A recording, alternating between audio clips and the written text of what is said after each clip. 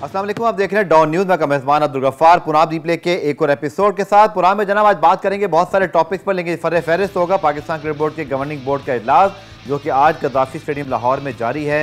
और कल इस इजलास के हवाले से पीसीबी के चेयरमैन रमीज़ आज़ा साहब प्रेस ब्रीफिंग भी देंगे, तो काफ़ी चीज़ें कल मालूम होंगी। लेकिन जो एजेंडा रहा है इजलास में जनाब वो ये है कि चीफ एग्जीक्यूटिव चेयरमैन, इसी तरह chief operating officer, chief financial officer की रिपोर्ट्स हैं, माली साल 2022-23 का बजट है, इसी तरह बीओजी कमेटीज़ की रिपोर्ट्स और अपडेट्स हैं। उसके साथ साथ जो पीसीबी की पॉलिसी है, जो अंडर 19 में आपको पता है कुछ तनाज़ात आए थे अंडर एज ओवर एज के हवाले से, तो उसके हवाले से पॉलिसी की बात होनी है। क्रिकेट और कमर्शियल समेत तमाम डिपार्टमेंट की अपडेट्स हैं। और कल सुबह 11 बजे जब रमीज़ आज़ा साहब प्रेस कॉन्फ्रेंस करेंगे तो आई थिंक काफ़ी कुछ क्लैरिटी होगी, क्योंकि बड़े अरसे बाद उनका मीडिया से इंटरेक्शन भी होगा, जिसके मुतालिक हम भी बात करते रहते हैं कि तरह इंटरेक्शन ज़्यादा हो तो अच्छा है, सवाल जवाब होते हैं तो क्लैरिटी भी आती है, कम्युनिकेशन। और कुछ मामला ऐसे होते हैं जहाँ पर पीसीबी के जो पॉलिसीज़ हैं उनका सही तरीके से फिर उसकी स्ट्रेंथ का हमें अंदाज़ा हो जाता है। बहुत से सवालात भी इसी इजलास के हवाले से जो उठाए जा रहे हैं, स्पेशली जो हमारी एसोसिएशन हैं, रीजन हैं, उनकी नुमाइंदगी नहीं है, वहाँ पे कुछ नुमाइंदे अभी इलेक्ट नहीं हुए, कहीं पे कुछ इलेक्शन का प्रॉब्लम है। लेकिन ये बात तय है कि ज़्यादातर लोग जो है वो पीसीबी के एम्प्लॉइज़ या फिर जो नॉमिनेटेड हैं वही मौजूद हैं। लेकिन कब एसोसिएशन के हवाले से बात हो सकेगी, इस हवाले से हम भी मुंतज़िर हैं कि अगर रमीज़ आज़ा साहब से कल ये सवाल हो तो उनसे इस बारे में जवाब मिल जाए। में मौजूद हैं सीनियर स्पोर्ट्स जर्नलिस्ट कमर अहमद साहब, अस्सलाम वालेकुम। और भाई और साथ साथ हमें ज्वाइन कर रहे हैं हमारे स्पोर्ट्स रिपोर्टर अबूबकर बिलाल। पहले उनसे आज इस पीसीबी के गवर्निंग बोर्ड के इजलास के हवाले से पहले बात कर रहे थे। अबूबकर बताइएगा, एजेंडा तो मौजूद है लेकिन प्रेस कॉन्फ्रेंस कल होगी, जारी बात है बहुत सारी ऐसी बातें हैं जो प्रेस कॉन्फ्रेंस में बाद में डिस्कस होती हैं, तो फिर पॉलिसीज़ और फिर चेयरमैन की जो एक आरा होती है उससे मालूम बहुत सारी खबरें मुझे पता है उसके अलावा भी निकलेंगी। लेकिन आज के इजलास में अब तक की क्या खबरें हैं और कल हम क्या एक्सपेक्ट कर सकते हैं? देखिए, बड़ा अहम इजलास था और काफ़ी देर से पाकिस्तान क्रिकेट बोर्ड का ये इजलास करवाने के लिए भी कोशिश कर रहा था। लेकिन इस इजलास के अंदर अब यकीनी तौर पर बजट के मामला जो हैं वो ज़ेरे गौर आए हैं। जो आइंदा माली साल है मुजव्जा बजट का, उसकी भी मंजूरी ली गई है बीओजी के मेंबरशिप से। इसके अलावा जो डिपार्टमेंट क्रिकेट, हमारे ज़राए ये बताते हैं कि कुछ लोगों ने डिपार्टमेंट क्रिकेट के ऊपर बात की है और डिपार्टमेंट क्रिकेट एक बार फिर जो है वो ज़ेरे बहस आई है। लेकिन इसकी आउटकम्स के हैं, चेयरमैन पीसीबी रमीज़ आज़ा से यकीनी तौर पर कल जब प्रेस कॉन्फ्रेंस करने आएंगे तो उस हवाले से उनसे सवाल भी होगा और उनसे जवाब की भी हम तवक्को कर रहे हैं। इसके साथ साथ अगर देखा जाए तो सेंट्रल कॉन्ट्रैक्ट जो हमारे पाकिस्तान क्रिकेट टीम के प्लेयर्स के हैं वो इस वक्त चले हैं और उनकी भी मंजूरी जो है वो इसी इजलास में ली जानी थी। हमारे ज़राए ये बताते हैं कि 20 से 30% तक जो प्लेयर्स के जो सेंट्रल कॉन्ट्रैक्ट है उसके अंदर इजाफा जो है वो तजवीज़ किया गया और उसकी गवर्निंग बोर्ड से जो है वो मंजूरी। ठीक है, वो वक्त के साथ साथ एक मामला ये भी है कि जो रीजन्स हैं उनकी नुमाइंदगी नहीं है, और आपने मुझे भेजी भी वो लिस्ट कुछ देर पहले जिसमें जो लोग गवर्निंग बोर्ड इजलास में मौजूद हैं उनकी नुमाइंदगी के हवाले से, और एसोसिएशन 6 हैं जिनमें से 3 की रिप्रेजेंटेशन होनी चाहिए। लेकिन बहरहाल जब तक ये नहीं होती तो कवर तो है, ये नहीं कि ये इजलास हो नहीं सकता। लेकिन वो चेंज जो कि बहुत बड़े पैमाने पर किया गया, डिपार्टमेंट बंद हुए, रीजन्स आए और फिर वो रीजन्स भी मौजूद नहीं हैं, क्रिकेट के हल्के इस पर सवाल तो उठा रहे हैं। बिल्कुल गफ्फार, देखें जो पीसीबी कॉन्स्टिट्यूशन है 2019 उसकी क्लॉज 12(1)(c) के तहत जो है वो इंडिपेंडेंट मेंबर्स को जो है वो बीओजी का हिस्सा बनाया गया था। लेकिन बहुत ही हैरानगी की बात है और लोग सही इस बात पे हैरान भी हो रहे हैं और आवाज़ भी उठा रहे हैं कि क्यों क्रिकेट एसोसिएशन के जो नुमाइंदे हैं वो बीओजी के अंदर नहीं है। तो ये 2019 का जो आइन है उसके तहत जो है वो बीओजी के अंदर क्रिकेट एसोसिएशन के नुमाइंदों को नहीं रखा गया और उनकी सिर्फ राय को एजीएम तक, एनुअल जनरल मीटिंग तक जो है वो महदूद कर दिया गया है। तो ये अब आईनी, यहाँ पर देखा जाए तो आईनी तौर पर तो ये इजलास का कोरम पूरा था, लेकिन इसके अंदर क्रिकेट एसोसिएशन की नुमाइंदगी यकीनी तौर पर कहीं नजर नहीं। ठीक है, हमारे साथ मौजूद है कमर भाई से बात करते हैं। कमर भाई, आप यकीनी तौर पर पाकिस्तान क्रिकेट बोर्ड जो है वो गवर्निंग बोर्ड, और लेकिन चलिए मुझे ब्रेक का कहा जा रहा है, एक अर्जेंट ब्रेक है, प्रोग्राम में अर्जेंट ब्रेक शामिल करते हैं, फिर आगे कमर भाई से इस गवर्निंग बोर्ड के इजलास पर एक्सपर्ट ओपिनियन हासिल करेंगे। हमारे साथ रहेगा। प्रोग्राम रिप्ले में खुशामदीद, और हम बात कर रहे थे अब ब्रेक से पहले पीसीबी के गवर्निंग बोर्ड के इजलास की, और कमर साहब से बात कर रहे थे। कमर साहब, यकीनी तौर पर इस इजलास के हवाले से इंपॉर्टेंट ये भी खबर है कि लोग बात करें कुछ डोमेस्टिक क्रिकेट के में चेंजेस के हवाले से। आपको लगता है कि पाकिस्तान क्रिकेट बोर्ड की, ये वैसे भी एक बहस तो बहरहाल बनती है अगर आज ना भी डिस्कस हो रही हो, कि गवर्नमेंट की तब्दीली हुई है और वो आपको पता है कि खान साहब हक में थे रीजन्स के, डिपार्टमेंट की बातें फिर हो रही है, बट क्या ये बार बार जो ये सब अगर डिस्कस हो रहा है ये तब्दीली, ये क्रिकेट के लिए इसका क्या असर पड़ेगा? देखिए, मैं अभी रिपोर्ट सुन रहा था अबू बकर।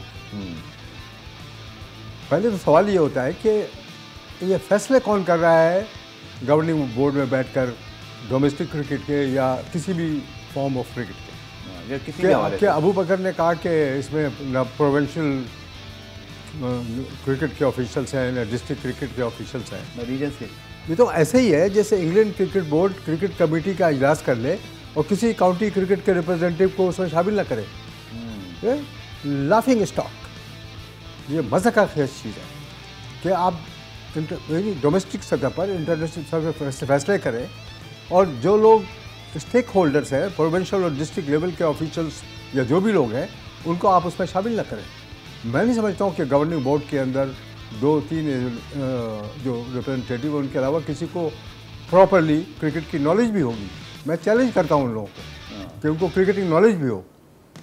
पाकिस्तान क्रिकेट बोर्ड ने रमीज़ राजा के होते हुए जो चंद फैसले किए हैं, जैसे खिलाड़ियों के जो स्टाइपेंड्स हैं, जो स्कॉलरशिप कहिए, जो भी कहिए, रिटायरमेंट की, वो उन्होंने उसको बढ़ा दिया। ये एक बहुत अच्छी बात है। दूसरी बात यह कि सबसे अच्छी बात कि बाहर की क्रिकेट टीमें यहाँ पे आ रही हैं रमीज़ राजा के टेन्योर के अंदर, और एक अच्छी फ़िज़ा, यानी ऑस्ट्रेलियन क्रिकेट टीम के यहाँ आने के बाद जो रिपोर्ट्स उन्होंने ऑस्ट्रेलियन से दी है पाकिस्तान के बारे में, वो बहुत ही इंकरेजिंग साइंस है पाकिस्तान की क्रिकेट और PCB के लिए। लेकिन मेरी समझ से ये बाहर है कि आप गवर्निंग बोर्ड में ऐसे लोगों को बिठा दें और वो आप देखें कि जो जिस तरह के पैटर्न आपको बता दें कि आप हमने ये करना है, डिपार्टमेंटल टीम ख़त्म कर दो, ख़त्म कर दी। ओ भाई, कुछ अपना दिमाग भी तो इस्तेमाल करो कि इसके रिपरकशंस क्या होंगे। ठीक है, एक जनरल बॉडी के इजलास हुआ था, उसमें मैं अबू बकर से पूछ लेता हूँ। अबू बकर, कुछ दिन पहले भी इजलास हुआ था, वो बता दीजिएगा उसमें हमारा नुमाइंदगी थी।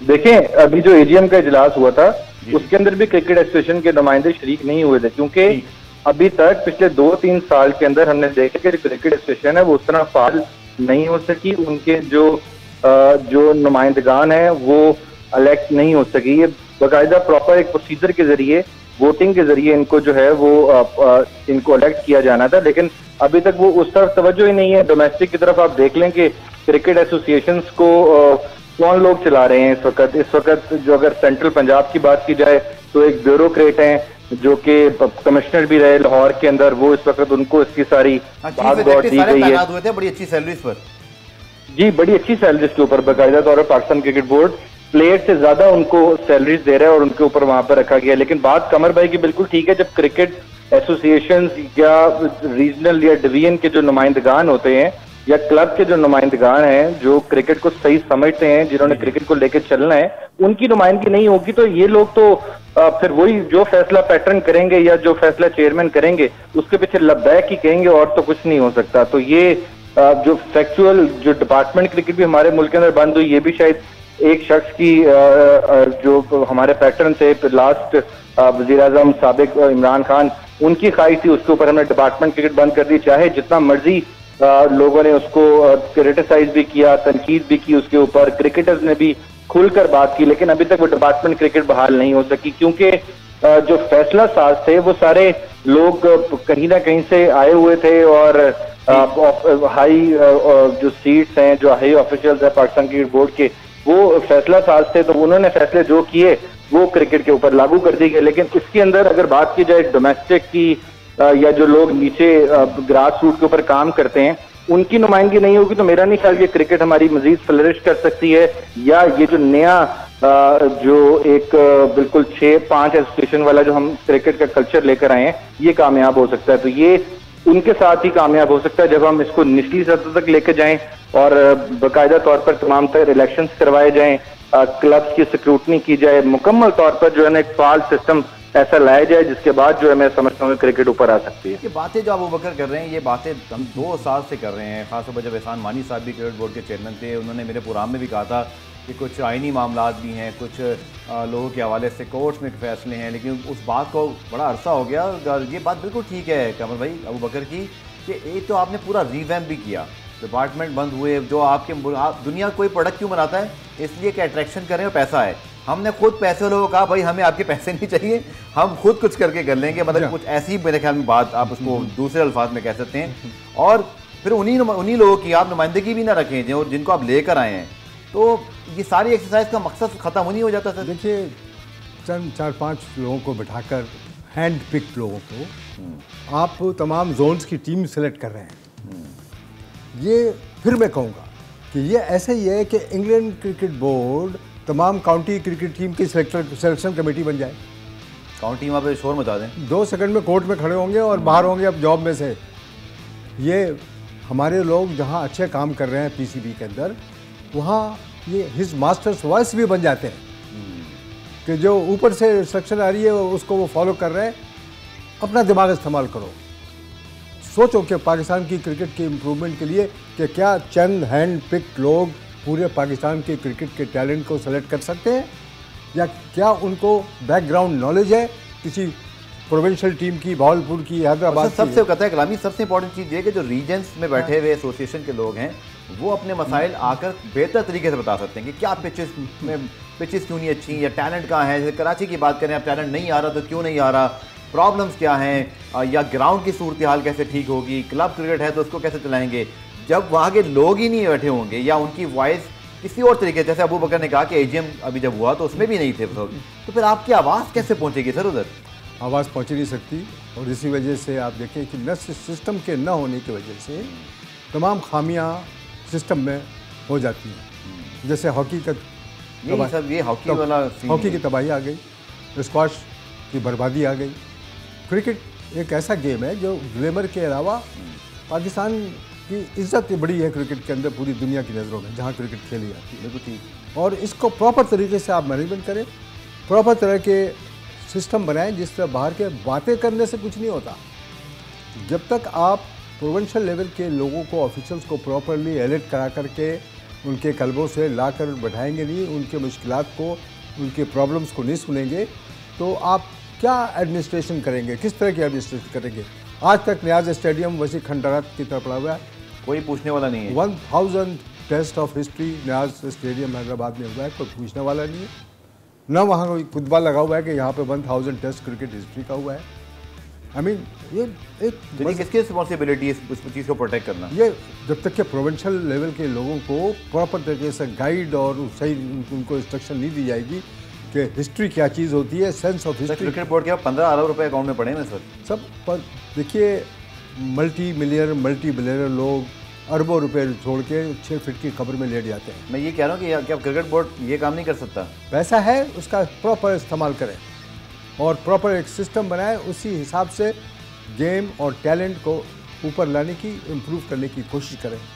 सिर्फ बातें करने से कोई फ़ायदा नहीं होगा कि आपने 5-6 लोगों को एक जगह से इकट्ठा करके और तमाम पाकिस्तान के खिलाड़ियों को आप सेलेक्ट कर रहे हैं पाकिस्तान से खेलने के लिए और जोनल टीम से खेलने के लिए और प्रोविंशियल टीम से खेलने के लिए। हंसने वाला मौका नहीं। बिल्कुल। अबू बकर, मैं दोबारा पढ़ देता हूँ जो मिनट्स मौजूद हैं, जिसमें chairman, chief executive, chief operating officer, chief financial officer, सारे जो हाई फाई मामलात हैं। 2022-23 का बजट, BOG की कमेटीज़ की रिपोर्ट्स और उन पर अपडेट, उम्र की तस्दीक के लिए बनाएगी पॉलिसी की मंजूरी। चलें, इसका ताल्लुक कहीं डोमेस्टिक क्रिकेट से बनता है, लेकिन इसका मेनली भी इंटरनेशनल अंडर 19 वगैरह से होता है। क्रिकेट और कमर्शियल समेत डिपार्टमेंट की अपडेट, मुझे कोई डोमेस्टिक का यहाँ पे वर्ड नहीं मिला।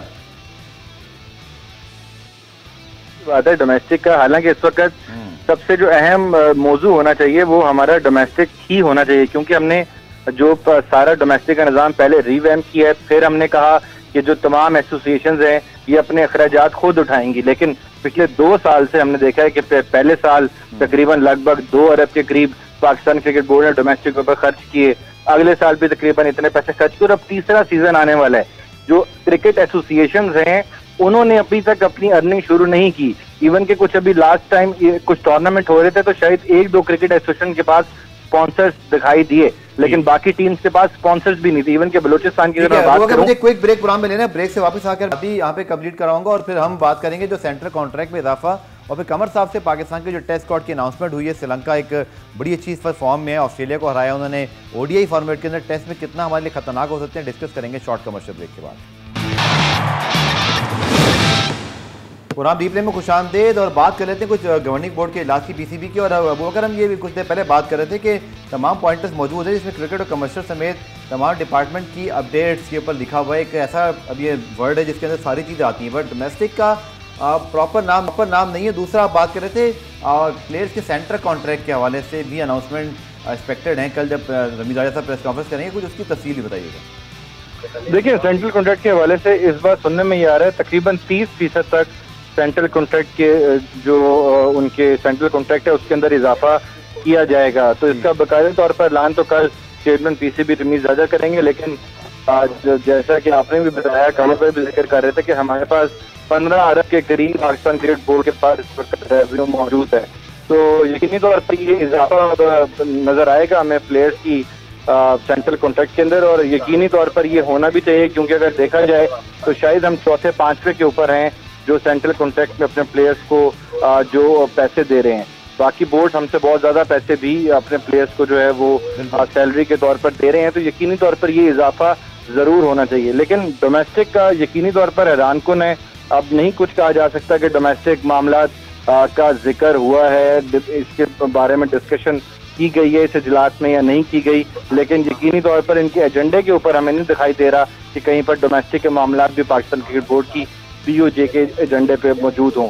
तो यकीनी तौर पर ये हैरानकुन है, और जिस तरह के मामला चल रहे हैं नीचे डोमेस्टिक के अंदर, उसको देखते हुए तो मैं समझता हूँ कि ये प्रायोरिटाइज होना चाहिए था और इसको सबसे अहम मौजू बनाकर इसके ऊपर डिबेट की जानी चाहिए। बिल्कुल। इसके साथ साथ एजीएम के इजलास के बाद जो है एक प्रेस रिलीज में लिखा हुआ था कि जो हमारी ब्लाइंड और डेफ टीम्स हैं उनकी जो हालिया परफॉर्मेंस इतनी अच्छी थी तो उनको 10-10 लाख रुपए दिए। मैंने तो खैर ये ट्वीट भी किया था कि आप इतना अमीर क्रिकेट बोर्ड है आपका, 15 अरब, ये टीम स्पोर्ट है, 15 लोग तो खिलाड़ी होते हैं, 3-4 ऑफिसर होंगे, सब में अगर 10 लाख डिवाइड हो तो 50,000 शायद बनता है। ये बहुत कम है आजकल के दौर के लिहाज से। और फिर जो क्रिकेटर्स हैं, मैं और अबूबकर बहुत अच्छी तरह जानते हैं, जो कि हमने डेफ और ब्लाइंड क्रिकेट टीम के साथ वक्त भी गुजारे हुए हैं, कवरेज की हुई है, बड़े हम्बल बैकग्राउंड से हैं, कोई नौकरियां नहीं हैं। और वैसे भी आपको पता है ब्लाइंड के हवाले से आप सोच सकते हैं कि कितना वो फाइनेंशियली होंगे। कुछ बड़ा दिल करना चाहिए पैसे जब ऐलान कर रहे हो क्रिकेट बोर्ड। देखिए, पीपल विद डिसेबिलिटी, ब्लाइंड हो या कोई और प्रॉब्लम हो, हैंडीकैप हो, तो उनको तो बहुत ज़्यादा उनकी हेल्प करनी चाहिए, मदद करनी चाहिए, और उनको इंकरेज करना चाहिए। कम से कम उनमें इतनी करेज और हिम्मत और स्ट्रेंथ अल्लाह ताला ने दी हुई है कि वो पार्टिसिपेट कर रहे हैं बाज़ाब्ते एक्टिव तरीके से अपने को। आप देखें, अब इस वक्त अरबों रुपये दुनिया में खर्च हो रहे हैं लेडीज़ वुमेन क्रिकेट पे। तो सर बहुत ज़्यादा बात हो रही है, ठीक है ना, और which is very good sign. मुझे बड़ी खुशी है कि 150 साल से लेडीज़ क्रिकेट हो रही है। आपको पता है कि वर्ल्ड कप क्रिकेट ICC का पहले औरतों का हुआ था, उसके बाद मर्दों का हुआ था। वाह। 75 में और मर्दों का वर्ल्ड कप हुआ फर्स्ट, और औरतों का वर्ल्ड कप 73 में हो चुका था। तो आप अगर इस तरह फोकस किए हुए हैं लेडीज़ क्रिकेट के ऊपर, which is very good sign और वेरी इंकरेजिंग के पाकिस्तान वहाँ पे अच्छी फैसिलिटी, पाकिस्तान की लड़कियों की भी ट्रेनिंग क्या है, उनको इंकरेज किया जा रहा है। वंडरफुल साइन कि लड़कियाँ कमेंट्री भी कर रही हैं, वंडरफुल। तो इस तरह डिसेबल्ड लोग, ब्लाइंड लोगों को भी इंकरेज करना चाहिए। बिल्कुल। और दूसरे ये कि पाकिस्तान की क्रिकेट जिस प्रॉब्लम में फंसी हुई थी 10 साल तक, कि होम ग्राउंड उनका नोमैडिक किस्म का मूवमेंट था पाकिस्तान क्रिकेट टीम का, बाहर के मुल्क में बिल्कुल UAE में खेल रही है। अब देखिए, fortunately everything has settled down, if not completely, in a very safe way, secured way. टीमें आना शुरू हो गई हैं, इंग्लैंड की टीम आने वाली है यहाँ पर, और यहाँ पर बहुत सारे अब इंटरनेशनल मैचेस होंगे। तो पाकिस्तान की क्रिकेट को बढ़ाने के लिए ज़रूरी है कि पाकिस्तान की डोमेस्टिक क्रिकेट पे बहुत ही ज़बरदस्त कड़ी नज़र रखें, और इसमें लोगों को पार्टिसिपेट करने का, प्रोविंशियल और डिस्ट्रिक्ट लेवल के लोगों को पार्टिसिपेट करने का, ऑफिशियल से लेकर खिलाड़ियों को एक ऐसा सिस्टम बनाएं कि ऐसा ना हो कि जब भी तब्दीली हो पैटर्न की तो मालूम है बोर्ड भी तब्दील हो रहा है, सिस्टम भी तब्दील हो रहा है। This is not the way to run a professional.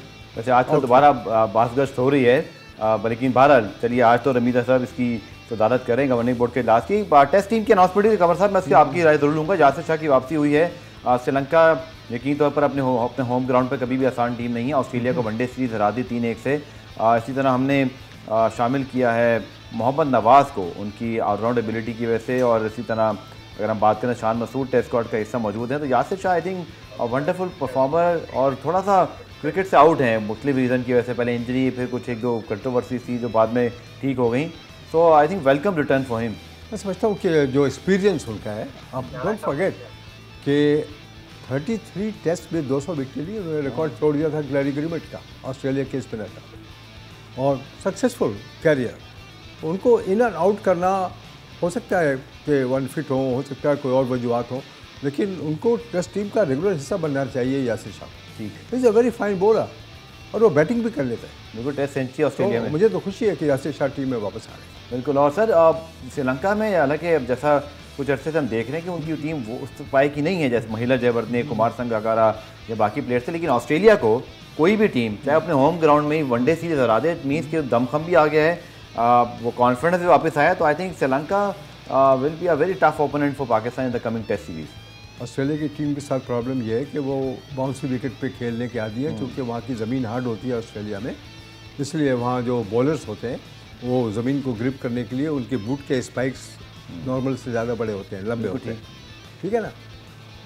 Low bounce की विकेट पे ऑस्ट्रेलिया की टीम का परफॉर्मेंस बहुत ही ख़राब होता है सब कॉन्टिनेंट के अंदर। अब थोड़ा बहुत वो चूँकि आके बहुत से ऑस्ट्रेलियन आके कोचिंग करने लगे हैं यहाँ पर, जी हाँ, आके खेलने लगे हैं, तो इसकी वजह से थोड़ी सी उनमें लो बाउंस की विकेट पे खेलने की में इम्प्रूवमेंट हुई है। ठीक है, लेकिन पाकिस्तान लो बाउंस पे खेलने का आदी है। पाकिस्तान और इंडिया की टीम इस तरह श्रीलंका की विकटें हैं या बांग्लादेश में विकटें हैं, तो अब पाकिस्तान 2 टेस्ट खेलने जा रहा है वहाँ पे। ठीक, तो मुझे खदशा ये है कि ऐसे जुलाई के मौसम में वहाँ 2 टेस्ट हैं, वो बारिश का मौसम होता है। हाँ, बारिश जैसे कराची में कल अचानक बहुत तेज़ बारिश हो गई, जिसकी प्रेडिक्शन तो थी, लेकिन वाकई श्रीलंका में जब बारिश होती है तो फिर थमने का नाम नहीं लेती। पुराने एक ब्रेक शामिल करते हैं, ब्रेक से जब वापस आएंगे तो इसी टेस्ट सीरीज और पाकिस्तान के टेस्ट स्क्वाड पर कमर साहब से मज़ीद बात करेंगे, हमारे साथ रहिए। पाकिस्तान के टेस्ट स्क्वाड पे हम बात कर रहे हैं और इसके साथ साथ हम ज़रूर दुआ गो भी हैं पाकिस्तान के साबिक कप्तान, एशियन ब्रेडमैन, साबिक ICC के सदर, फ़ख्र पाकिस्तान, यकीन तौर पर ज़हीर अब्बास साहब और लंदन के अस्पताल में ICU में इस वक्त जो है वो इंतहाई निगहदाश्त के वार्ड में वो ज़ेर इलाज हैं। उनके बहुत करीबी दोस्त भी हैं कमर भाई, बहुत रब्ता भी रहता है और मुझे पता है जब वो कराची में होते हैं तो बहुत ज़्यादा कमर भाई आपसे मिलना भी होता है, तो हम सब की दुआ है और आप भी फ़िक्रमंद थे, अल्लाह ताला उनको सेहत दे। बात हुई कुछ उनकी फैमिली से कल, उनकी जो वाइफ है उन्होंने थोड़ी हमें तसल्ली दी थी, उनको खुद भी तसल्ली थी कि थोड़ी इंप्रूवमेंट हुई है, ऐसा ही है सर? देखिए, ज़हीर अब्बास ने जिस दिन 274 बनाए वेस्टर्न में इंग्लिश सॉइल पे पहली दफ़ा टेस्ट खेलते हुए, उस टेस्ट के बाद से मेरी उनसे दोस्ती, यानी 52 साल से वो मेरे क्लोज फ्रेंड हैं। बिल्कुल। और वो मेरी खरीद पूछते, मैं उनकी खरीद पूछता रहता हूँ। अल्लाह ताला उनको सेहतियाब करे। और इस वक्त हॉस्पिटलाइज्ड है वो, और उनकी वाइफ से रब्ता है मेरा, और उनकी लेटेस्ट इन्फॉर्मेशन ये है कि उन साइंस ऑफ इम्प्रूवमेंट है उनकी हेल्थ में। खुदा करे कि ऐसे ही हो, बिल्कुल, और रैपिडली वो रिकवर कर जाएं। जो भी उनके साथ, क्योंकि पहले उनको कोविड हुआ था, उसके बाद न्यूमोनिया हो गया, और बिल्कुल साथ वाले हॉस्पिटल में सेंट मैरीज पेनिंगटन लंदन में उनको, जहाँ पेनिसिलिन डिस्कवर थी जिस हॉस्पिटल में, जहाँ रॉयल फैमिली की बर्थ होती है, जी, तो उस हॉस्पिटल, बेस्ट हॉस्पिटल में इंग्लैंड के वो एडमिटेड है इस वक्त। इंटेंसिव केयर यूनिट में किसी को मिलने की इजाज़त नहीं है। लेकिन जो आज लेटेस्ट न्यूज़ है उनकी वाइफ से, वो ये कि मार्क्ड इम्प्रूवमेंट है उनकी हेल्थ। चलें, वेरी नाइस, माशाल्लाह। हम सब भी दुआ गो हैं और जो देख रहे हैं आप सब भी दुआ कीजिएगा, क्योंकि बहुत बड़ा नाम है पाकिस्तान क्रिकेट का। और कमर भाई से मेरी बात हो रही थी प्रोग्राम से पहले, दुनिया भर से लोग कमर भाई से भी खैरियत दरियाफ्त कर रहे हैं, कुछ हमें भी मैसेजेस आए, क्योंकि पाकिस्तान में हमें तो दुनिया भर से जो जर्नलिस्ट हैं वो ज़हीर अब्बास साहब के हवाले से बात करें। हमारी फिर दुआ है कि अल्लाह ताला उन्हें सेहतियाब करे। और जाते जाते हम दोबारा क्रिकेट पे मौजूद पे बात कर लेते हैं, टेस्ट टीम की बात कर रहे थे। एक बड़ा इंटरेस्टिंग टॉपिक है, क्योंकि पाकिस्तान के they have too many openers. Shan Masood team में सिलेक्ट ज़रूर हो गए, लेकिन चूँकि अब्दुल्ला शफीक और इमाम ने आउटस्टैंडिंग परफॉर्मेंस किया था अगेंस्ट ऑस्ट्रेलिया, अब एक नीचे स्लॉट है या सऊद शकील खेल सकते हैं, या फिर आपके पास जो ऑप्शन है शान मसूद का, फवाद आलम भी वैसे नीचे ही खेलते हैं। आपके ख्याल में क्या हो सकता है? देखिए, जैसा अभी आपने कहा कि टू मैनी ओपनिंग बैट्समैन और सक्सेसफुली बिल्कुल अच्छा खेल रहे हैं इन्फॉर्म, तो मेरी सजेशन ये है कि 1 नंबर से 5 नंबर तक सारे ओपनिंग बैट्समैन को खिलाते हैं। उसमें बाबर आजम भी है, वो वनडे में ओपन करता है।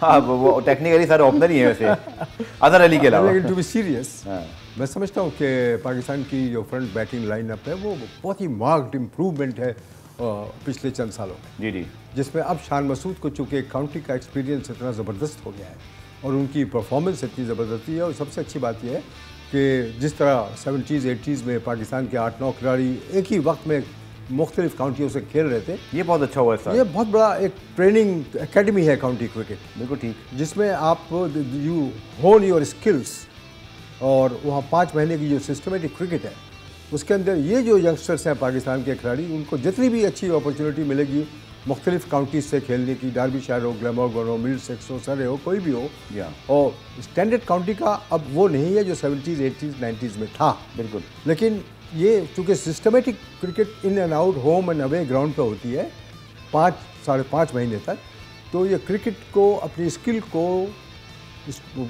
से शार्प करने का बेहतरीन ज़रिया होता है। और this is a great opportunity for Pakistan cricketers and cricket. और जिसका नतीजा अब आप देख रहे हैं ना, आपने अभी कहा कि 5 ओपनिंग बैट्समैन है, किसको चुने किसको नहीं चुने। क्या अभी आपने एक नए लड़के की बात की मुझसे, Mohammad Rizwan, spinner, Mohammad Nawaz, spinner, encourage him, he did well against the West Indies. उसको चांस दें, अपॉर्चुनिटीज़ दें, धानी को चांस दें, खिलाएं उसको छोटी छोटी टीमों, छोटे छोटे मैचों में, और यू नेवर नो कि one day you become a match winner. बिल्कुल आपने ठीक कहा। और ये बात तो तय है क्योंकि शाहनवाज धानी को टेस्ट टीम में तो सिलेक्ट नहीं किया, लेकिन इंकरेजिंग साइन ये है कि वेस्ट इंडीज़ के खिलाफ उनका डेब्यू ज़रूर हो गया। लेकिन अगर हम बात करें सर, लगता यही है कि यासिर शाह और जो साजिद हैं, नुमान अली, क्योंकि उनके रन्स भी अच्छे हैं, इन्हीं पे हमें इंतजार करना पड़ेगा, क्योंकि श्रीलंका में वो भी जुलाई में बहुत ज़्यादा फास्ट बॉलर्स को मदद नहीं मिलती सिवाय इसके कि आप रिवर्स स्विंग कर लें। तो शाहीन और हसन से ज़्यादा मुझे लगता है कि आपके स्पिनर्स पे ही सारी बात जाएगी, और माइट भी Nawaz can play as all rounder, आपको तीसरा ऑप्शन मिलता है। और चूँकि श्रीलंका के पास भी वो बहुत बड़े और फास्ट बॉलर नहीं, तो हम यही एक्सपेक्ट कर सकते हैं कमर भाई कि वहाँ में स्पिन विकटें ही मिलेंगी और हमें उसी की रहता है प्रिपरेशन करनी पड़ेगी। श्रीलंकन विकटों के ऊपर आप देखिए कि स्पिनर्स बड़े कामयाब होते हैं। मैं समझता हूँ जिस तरह के स्पिनर पाकिस्तान के पास इस वक्त एक bench off spin, leg spin, left arm spinners हैं, उनकी मैं समझता हूँ कि उनको जितना भी यूज़ कर सकते हैं वो श्रीलंका की विकेटों पे करें।